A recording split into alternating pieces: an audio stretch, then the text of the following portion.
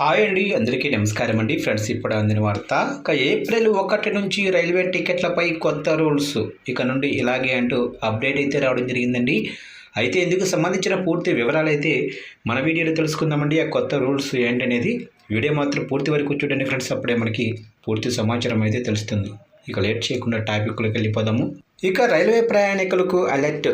ఇక టికెట్ క్యాన్సిలేషన్కు కొత్త రూల్స్. ఇక భారతీయ రైల్వే టికెట్ క్యాన్సిలేషన్ ఛార్జీల విషయంలో కీలక మార్పులు చేసింది.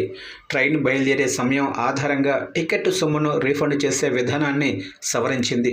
కొత్త రూల్స్ ప్రకారం 72 గంటల ముందు ఎవరైనా కన్ఫర్మ్ టికెట్ను రద్దు చేసుకుంటే పూర్తి మొత్తం రీఫండ్ అంటే క్యాన్సిలేషన్ ఛార్జీలకు లోబడి చేసేలా మార్పులు చేసింది. ఇక బోర్డింగ్ పాయింట్ నిబంధనలను మార్చింది. ఈ మేరకు కొత్తగా తీసుకొచ్చిన పలు సంస్కరణలను రైల్వే శాఖ మంత్రి అశ్విని వైష్ణవ్ మీడియాకు వివరించారు. ఏప్రిల్ 1 నుంచి ఏప్రిల్ 15 మధ్య దశల వారీగా ఈ మార్పులు అమలు చేస్తున్నట్లు ప్రకటించారు. ఇక కొత్త రూల్స్ అయితే ఇలా ఉన్నట్లుగా తెలుస్తుంది. ప్రయాణానికి 72 గంటల ముందు టికెట్ను రద్దు చేసుకుంటే మ్యాక్సిమం రీఫండ్ చేస్తారు. కొంత క్యాన్సిలేషన్ ఛార్జీలను ఉపసంహరించుకొని మిగిలిన మొత్తాన్ని రీఫండ్ చేస్తారు. ఇక ట్రైన్ బయలుదేరటానికి 72 గంటల నుంచి 24 గంటల మధ్య టికెట్ రద్దు చేస్తే స్టాండర్డ్ పెనాల్టీ విధిస్తారు. టికెట్ ధరలో అంటే 25% మినహాయించుకొని మిగిలిన మొత్తాన్ని అంటే కనీస ఛార్జీ ఆధారంగా రీఫండ్ చేస్తారు. ఇక ట్రైన్ బయలుదేరటానికి 24 గంటల ముందు నుంచి 8 గంటల మధ్య టికెట్ రద్దు చేసుకుంటే లేట్ క్యాన్సిలేషన్గా పరిగణించి 50% పేపర్ను మినహాయించి మిగిలిన మొత్తాన్ని రీఫండ్ చేస్తారు. ప్రయాణానికి 8 గంటల ముందు కానీ ట్రైన్ బయలుదేరిన తర్వాత ఎవరైనా టికెట్ రద్దు చేసుకుంటే ఎలాంటి రీఫండ్ ఉండదు. దీంతోపాటు ప్రయాణానికి 30 నిమిషాల ముందు వరకు బోర్డింగ్ పాయింట్ మార్చుకునే సదుపాయాన్ని రైల్వే శాఖ కల్పించింది.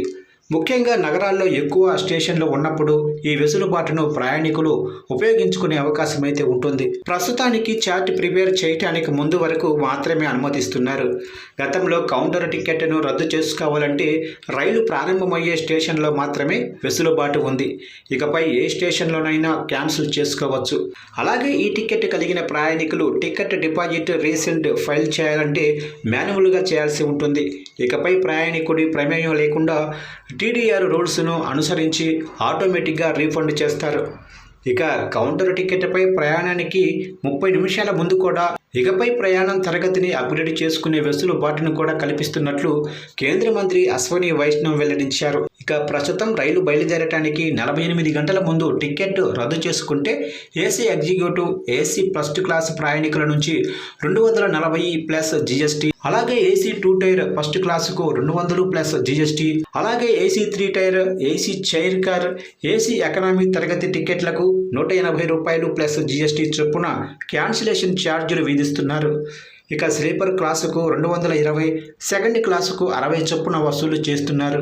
అదే ప్రయాణానికి 48 గంటల నుంచి 12 గంటల ముందైతే 25%, 12 గంటల నుంచి 4 గంటల మధ్య 50% టికెట్ ధరను మినహాయించుకొని మిగిలిన మొత్తాన్ని రీఫండ్ చేస్తారు.